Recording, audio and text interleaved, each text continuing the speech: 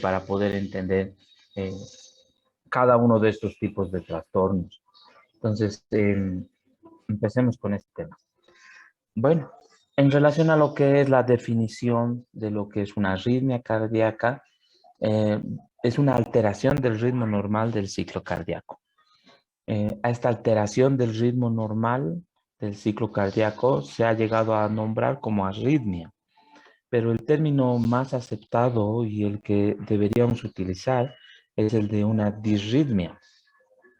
Es un trastorno frecuente y puede ocurrir en presencia o en ausencia de una enfermedad cardíaca, lo que significa que no siempre está relacionada a un trastorno cardíaco en sí, sino que también puede estar asociado a otros tipos de trastornos sistémicos, principalmente trastornos del medio interno, los trastornos electrolíticos, los trastornos del metabolismo, del equilibrio ácido-base, los trastornos de la oxigenación principalmente.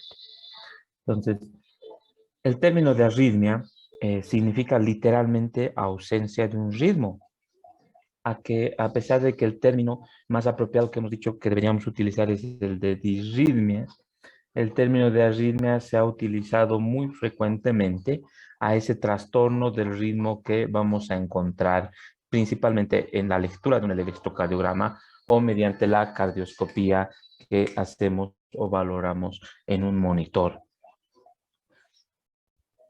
La presentación de las arritmias puede ser muy variada. Las manifestaciones clínicas que puede presentar van desde unas palpitaciones, la sensación de la palpitación del latido cardíaco, que pueden ser una percepción benigna, que puede ser autolimitada, paroxística, de inicio súbito y también autolimitada en el tiempo, pero también hay otros tipos de arritmias que pueden ser muy graves. Y si recordamos, la frecuencia cardíaca es fundamental para determinar el gasto cardíaco. Sabemos que la frecuencia del latido es precarga, postcarga y contractibilidad. Entonces, la frecuencia cardíaca, al ser un componente importante del gasto cardíaco, entonces cualquier arritmia que pueda alterar la frecuencia cardíaca puede ocasionar un trastorno en el gasto cardíaco y puede ocasionar un síndrome de bajo gasto cardíaco y en algunos casos puede causar la muerte.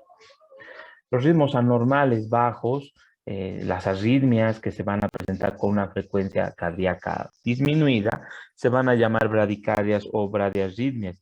Y los ritmos que se van a presentar con frecuencias cardíacas más altas, se van a llamar como taquicardias o taquiarritmias. Otra forma de clasificar las arritmias es también según su origen. Según su origen, las podemos clasificar en supraventriculares, las arritmias que se originan por encima de los ventrículos en las aurículas, principalmente, sean derechas o izquierdas, por encima del nodo auriculoventricular, y las ventriculares cuando se originan en todo lo que es la pared de los ventrículos, en el sistema de en todo lo que es el haz de His y de Purkinje. ¿Cuál es la etiología de las arritmias cardíacas? La etiología de las arritmias cardíacas es muy diversa. Las causas que se van a presentar. Un momento, por favor.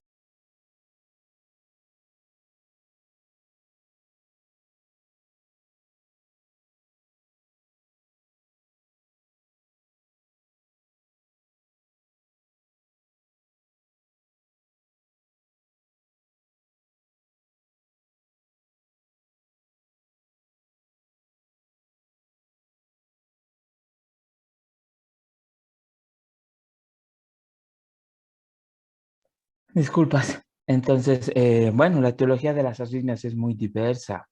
Se van a presentar como parte de trastornos sistémicos no relacionados al miocardio, al corazón, o algunos que sí están relacionados a la estructura del corazón en sí, a todos sus componentes. Dentro de las etiologías más frecuentes de la arritmia, tenemos, por ejemplo, a la cicatriz que deja los síndromes coronarios agudos, el infarto agudo de miocardio. Dentro de las causas sistémicas tenemos las alteraciones electrolíticas, principalmente las que hemos visto, como por ejemplo en las discalemias, son lo que son los trastornos relacionados al potasio, la hipercalemia. que van a producir diferentes tipos de arritmias. Las relacionadas a situaciones con gran secreción de catecolaminas u otros estimulantes. Algunos fármacos que pueden ejercer una función en los canales iónicos y de esta forma predisponen las arritmias. Y también las modificaciones estructurales del propio corazón por diferentes sobrecargas, ya sean de volumen o sean sobrecargas de presión, que pueden ocasionar la presencia de arritmias. Cuando hemos hablado de insuficiencia cardíaca y hemos visto que todos los mecanismos que desencadena el corazón para mantener el gasto cardíaco y que al final producen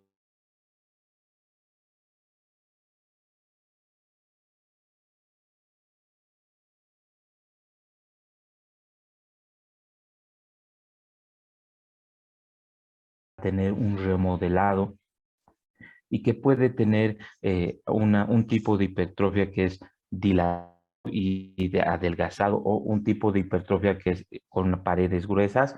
Esos cambios estructurales son cambios que van a predisponer a la presencia de las arritmias cardíacas que vamos a ver. Bueno, entonces de todo esto, lo más importante es ver de que desde de las arritmias, la clasificación, vamos a encontrar dos tipos de arritmias, las que se producen por encima de los ventrículos supraventriculares ventriculares, las arritmias que tienen o mantienen frecuencias cardíacas lentas, que son las bradiarritmias, y las que mantienen frecuencias cardíacas más altas, que son las taquiarritmias. Un momento, por favor.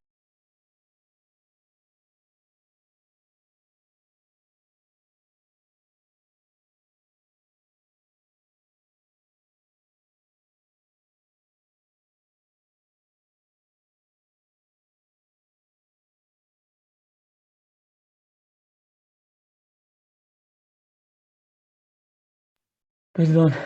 Bueno, entonces es la clasificación, las bradiarritmias, taquiarritmias, eh, también según su localización, las de origen supraventricular, las que tienen un origen ventricular, pueden ser tan simples que causan palpitaciones o en algún momento un latido, como una patada en el pecho o arritmias que son más graves. Y ahora vamos a ver cuáles son las causas de este tipo de arritmias. Antes de poder hablar de los aspectos fisiopatológicos, debemos recordar cuáles son las propiedades del miocardio. Dentro de estas propiedades tenemos 5 importantes. Una de ellas es la excitabilidad, la capacidad de poder responder a un determinado estímulo, la conductibilidad, que es la velocidad con la cual se pueden propagar los estímulos y transmitir potenciales de acción, la frecuencia de descarga, que es la frecuencia de generación de potenciales de acción, la capacidad de generar un nuevo potencial de acción, la contractibilidad, que es la fuerza de contracción del músculo cardíaco, y la relajación, que es la relajación del músculo cardíaco para mantener el ciclo cardíaco. Todas estas propiedades que tienen sus diferentes nombres, como el vasmotropismo, el dromotropismo, el cronotropismo, el inotropismo o el usotropismo, son propiedades que mantienen diferentes funciones del miocardio, la capacidad de transmitir potenciales de acción mediante un sistema específico y especializado que transmite un impulso y lo puede diseminar a todas las partes del miocardio, sean aurículas, sean ventrículos. La capacidad de que el miocardio pueda ejercer una contracción y que pueda eyectar y mantener la sístole normal y mantener el gasto cardíaco. La capacidad de relajarse de estas fibras miocárdicas para mantener la diástole y mantener el ciclo cardíaco. Si recordamos estas propiedades del corazón, al final las arritmias cardíacas se van a presentar por trastornos que estén relacionados a dos de estas propiedades. Una de ellas es que exista una alteración en el automatismo. Y la segunda causa por la cual se presentan las arritmias cardíacas es por una alteración en la conducción del impulso eléctrico a través del sistema de conducción cardíaca. Entonces, las arritmias cardíacas tienen como mecanismos fisiopatológicos la alteración del automatismo y la alteración de la conducción del impulso eléctrico. Y vamos a ver en esta imagen esto. Aquí puse esta flechita, esta imagen está al revés, esto debería estar aquí y esto debería estar acá. Entonces, por un lado tenemos los trastornos en la formación del impulso, a este lado estaría, que tendría que ser el automatismo. Los trastornos en la conducción del impulso, que debería estar aquí, son dos propiedades inherentes al miocardio. Las relacionadas a la conducción del impulso, los bloqueos de la conducción nos van a dar ritmos o ritmos cardíacos lentos, a los cuales vamos a llamar bradiarritmias, porque son descensos de la frecuencia cardíaca que normalmente mantiene un corazón sano. Por otra parte, tenemos los bloqueos unidireccionales y fenómenos de reentrada, que son aquellos que nos van a dar las taquiarritmias o incrementos de la frecuencia de descarga. Estos dos mecanismos dentro de lo que es los trastornos de conducción de los impulsos. Uno de ellos, los bloqueos de conducción, me van a producir las bradiarritmias. Y otro me va a producir las taquiarritmias, es decir, las arritmias con frecuencias cardíacas rápidas, que son los bloqueos unidireccionales y un fenómeno de reentrada asociado, que vamos a ver más adelante.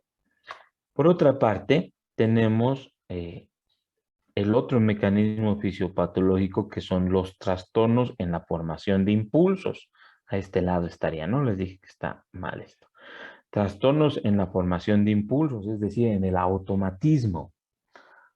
¿Qué trastorno me va a producir una bradiarritmia? Un automatismo disminuido del nodo sinusal me va a producir las bradiarritmias. Y por otro lado, las taquiarritmias se van a producir por un aumento del automatismo o por una actividad desencadenada. Dentro de los mecanismos fisiopatológicos en los cuales existe un trastorno en el automatismo, tenemos los que van a producir bradiarritmias, que el automatismo del nodo sinusal disminuya. Las que me van a producir taquiarritmias, me van a ser dos. El que se produzca por una actividad desencadenada y el que se produzca por un aumento del automatismo. El que se produzca por un aumento del automatismo, a su vez se produce porque aumente el automatismo normal del nodo sinusal, que es el nodo, es el lugar específico, especializado y normal que desencadena el ritmo cardíaco, que aumente su automatismo. Por otra parte, tenemos el automatismo de los marcapasos latentes que aumente el automatismo. Es decir, que aumente la capacidad de generar nuevos latidos de otros marcapasos que normalmente no están activados en una persona sana. Que haya un automatismo aumentado de otros marcapasos latentes. Por último, automatismos anormales, es decir, que hayan fibra o bueno, que haya tejido del miocardio que normalmente no participa en la generación o en la conducción de impulsos, pero que de repente produzca un latido o produzca un potencial de acción y produzca un automatismo anormal, porque ese tejido no está encargado del automatismo o no tiene esa propiedad de automatismo. ¿Sí? Entonces, para poder resumir esta parte, que al final la vamos a ver mejor, los dos mecanismos por los cuales se producen las arritmias cardíacas son trastornos en el automatismo y trastornos en la conducción. Los trastornos en la conducción me pueden generar bradiarritmias o me pueden generar taquiarritmias. Me generan bradiarritmias cuando hay un bloqueo de conducción y me generan taquiarritmias cuando hay un bloqueo unidireccional, pero además hay un fenómeno de reentrada. Por otra parte, los trastornos del automatismo me van a producir varias bradiarritmias cuando hay una disminución del automatismo normal del nodo sinusal y me van a producir taquiarritmias cuando haya actividad desencadenada o un aumento del automatismo. Dentro del aumento del automatismo tenemos que aumente el automatismo del nodo sinusal, que es el que normalmente comanda los latidos del corazón, que aumente el automatismo de otros marcapasos latentes que por algún motivo no comandan el latido del corazón, pero que pueden activarse cuando son necesarios, o que exista un automatismo anormal en otras porciones del corazón que no tenían esa propiedad. ¿Sí? Bueno, vamos a ver más adelante estos mecanismos de una forma más específica, cada uno de ellos. Hay que hacer un breve recuerdo fisiológico. Las células del miocardio se unen unas a otras de manera tal eh, que tienen una baja resistencia. Esto facilita que se puedan transmitir los impulsos eléctricos, por lo que la activación de una célula sabe muy bien que se propaga fácilmente hacia las demás.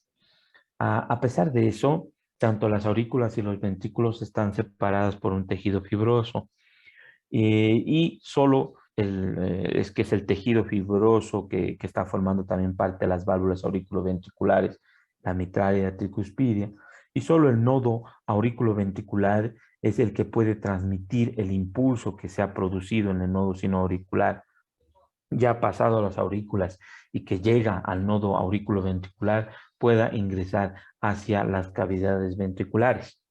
Entonces tenemos cavidades separadas por tejido fibroso que evita o que mantiene un ciclo cardíaco que esté bien regulado. Sabemos que el ciclo cardíaco necesita de diferentes fases para que se produzca una contracción adecuada. Tenemos diferentes fases, una fase de relajación, llenado rápido, una de contracción isovolumétrica, una fase de eyección. Entonces tenemos diferentes fases, para lo cual necesitamos mantener una propagación de un impulso eléctrico de manera constante y bien regulada. Bueno, este sistema que mantiene el ciclo cardíaco, mantiene el latido cardíaco y la contractibilidad de nuestras cavidades del miocardio, es un sistema muy especializado. Tiene diferentes propiedades, pero las más importantes son esas propiedades del automatismo y la capacidad de conductividad, es decir, de poder generar latidos y de poder conducir los latidos a diferentes partes del miocardio. Y luego vienen las otras tres propiedades que hemos dicho, ¿no? Que es la contractibilidad, la relajación principalmente. Todas estas, dentro de todo este sistema de conducción, existen diferentes grupos celulares que van a actuar como células de marcapaso. Estas células de marcapaso tienen la capacidad de generar un automatismo, es lo que hemos dicho como marcapasos latentes.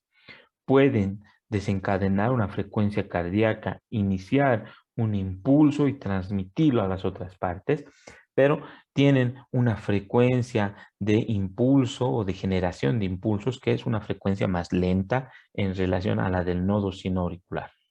El nodo sinoauricular es el que comanda porque tiene una frecuencia de despolarización, de generación de impulsos más una frecuencia más alta. Entonces es el que va a ir comandando la generación de los latidos. Pero cuando este se ve por algún motivo obstaculizado, tenemos otros marcapasos latentes que pueden cumplir sus funciones, generar latidos y que van a ser más lentos. El nodo auriculoventricular puede cumplir esta misma función, generar latidos, conducirlo hacia las aurículas, hacia los ventrículos, pero con una frecuencia cada vez más baja en relación al nodo sinoauricular. En lo mismo que las de His, frecuencias por debajo de 30 latidos por minuto, igual puede generar como marcapasos latentes. Es un sistema muy bien especializado.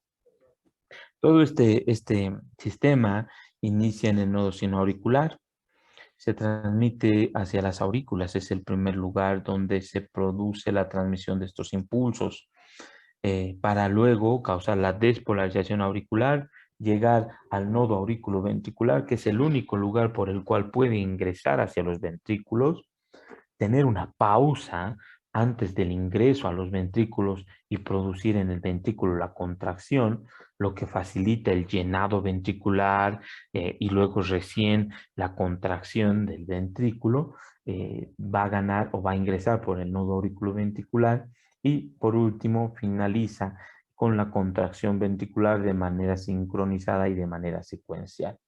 El nodo sinoauricular y el nodo auriculoventricular están inervados por fibras tanto simpáticas como parasimpáticas y van a ejercer diferentes acciones sobre estos marcapasos.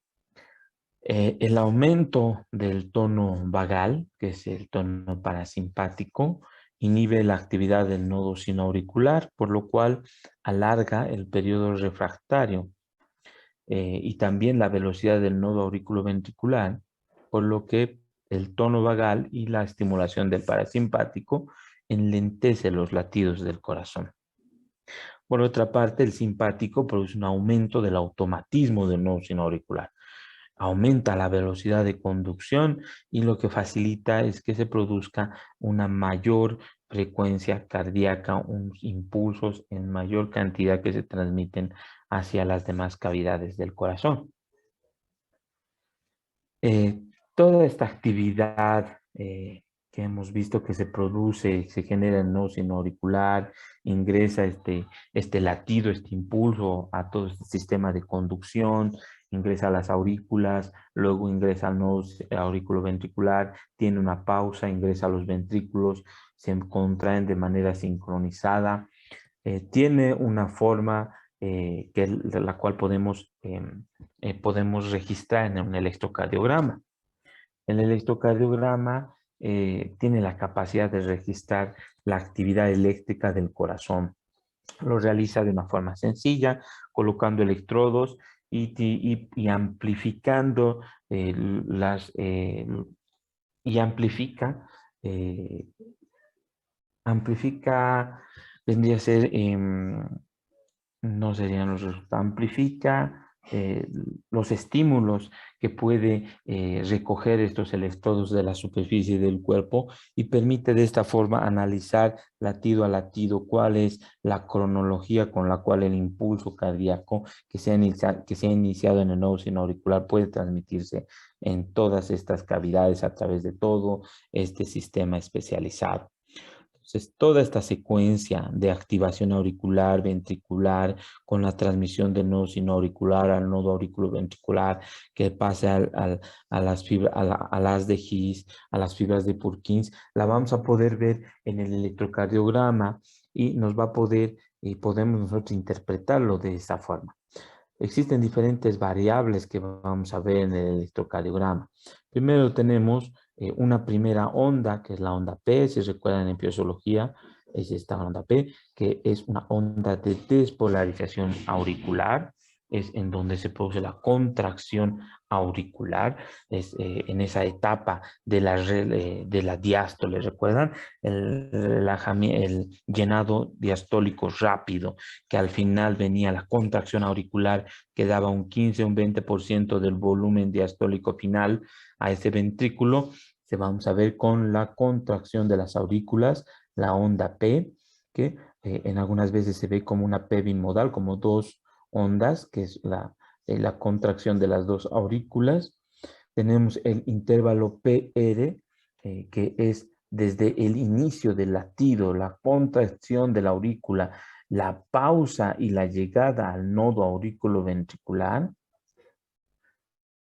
Y luego viene el complejo QRS, que es la despolarización de los ventrículos, es decir, la contracción ventricular, la eyección ventricular del volumen latido, el latido que se va a producir, que es importante para el gasto cardíaco. Y bueno, luego tenemos la etapa ya aquí. En esta QRS, aquí se ha producido el latido, la despolarización de la aurícula. Tiene que haber una etapa de repolarización. Se ha despolarizado, tiene que volver a repolarizarse.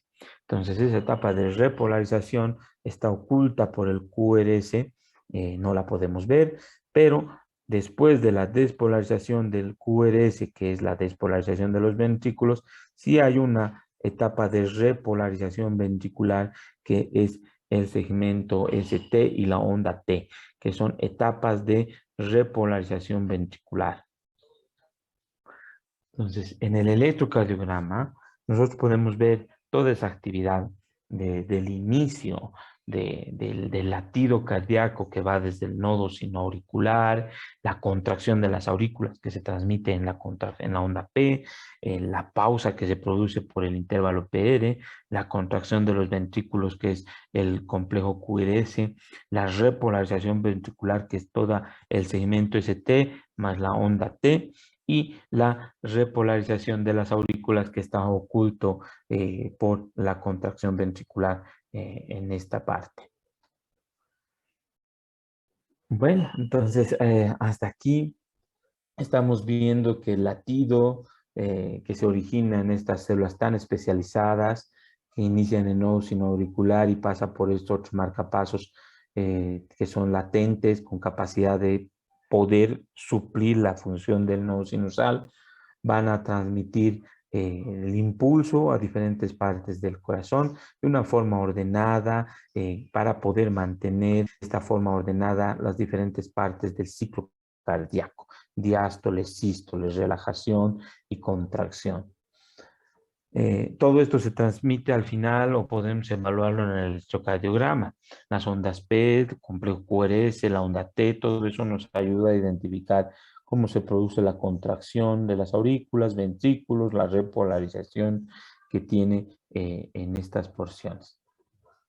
Bueno, ahora hablaremos específicamente de la parte de electrofisiología básica, de los potenciales de reposo. Las fibras que están polarizadas mantienen una diferencia de potencial entre el intra y el extracelular. Esto creo que ya lo hemos hablado cuando hemos hablado de sodio. Sabemos que el sodio es el electrolito que es más abundante en el extracelular y en el intracelular tenemos al potasio.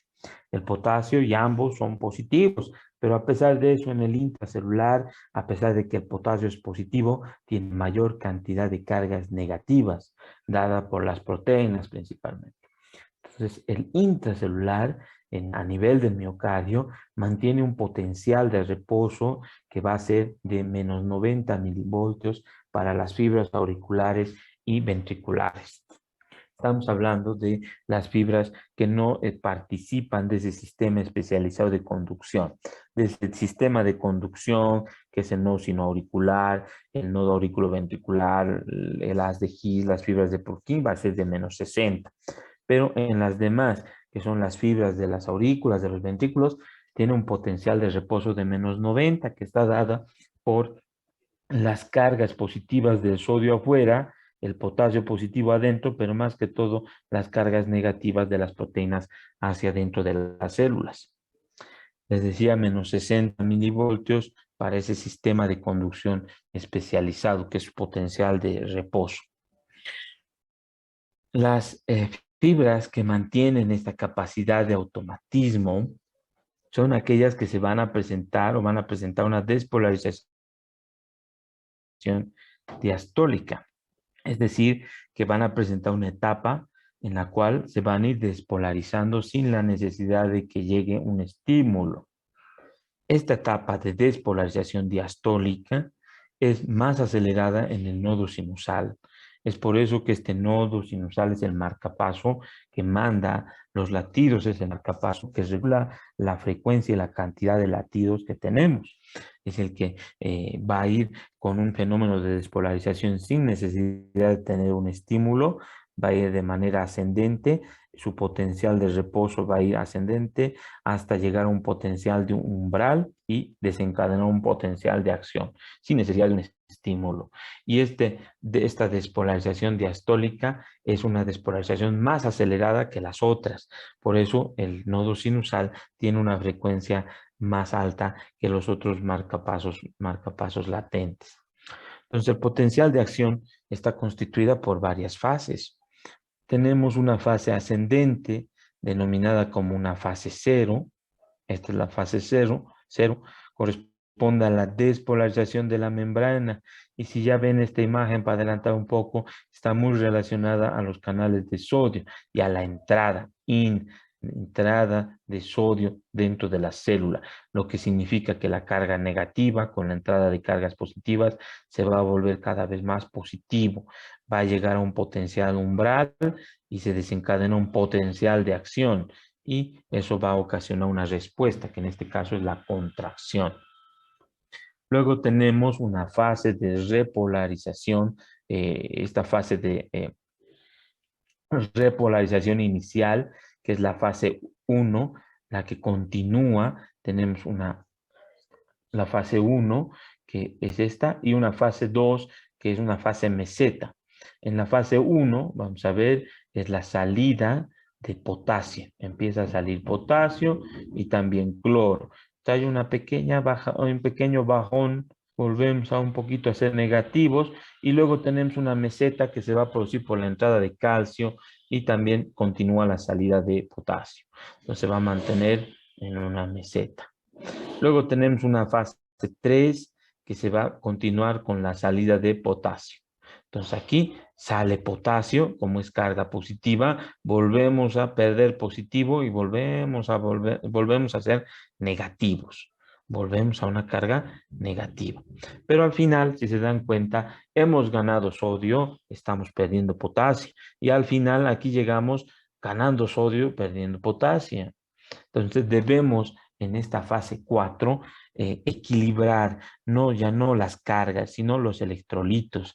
Y en la fase 4 es en esa fase en la cual se va a producir la acción de la bomba de sodio-potasio ATPasa, que también hemos visto que es la que va a regular lo que ha entrado el sodio, lo va a sacar, y lo que ha salido el potasio lo va a introducir para volver a equilibrar no solamente las cargas, de positivo no volvió a negativo, sino que ahora va a mantener el equilibrio de los electrolitos que se han intercambiado en este potencial de acción. Hemos visto que este potencial umbral es el valor del potencial transmembrana a partir del cual se genera el potencial de acción. Es, es un potencial a partir del cual se va a desencadenar de manera inevitable el potencial de acción. Vamos a ir ganando y un potencial umbral y luego se produce el potencial de acción. Los tipos de potenciales. Esta imagen es la de una fibra miocárdica de una aurícula o de un ventrículo. Si se han dado cuenta, aquí no hay automatismo. Llega a una fase 4, necesita un estímulo. Llega un estímulo a fase 0, 1, 2, 3, 4 y se queda ahí. Entonces, este es de una aurícula, un ventrículo, no hay automatismo. Entonces, los tipos de potenciales, para terminar, las vamos a ver en dos tipos de fibras o en dos tipos de células. Unas fibras que son rápidas, que son las de las aurículas y ventrículos sin capacidad de generar potenciales de acción, y las fibras lentas, que son de ese sistema de conducción especializado y que tiene capacidad de automatismo. Y miren esta capacidad en la fase 4, es una fase de despolarización diastólica sin necesidad de un estímulo. El nodo sinusal va a llegar a una despolarización y poco a poco va a ir ganando cargas, potencial umbral y de nuevo un potencial de acción y va a conducir nuevamente otro latido y ese latido se va a transmitir a todas las demás células miocárdicas. Bueno, vamos a quedar aquí para continuar.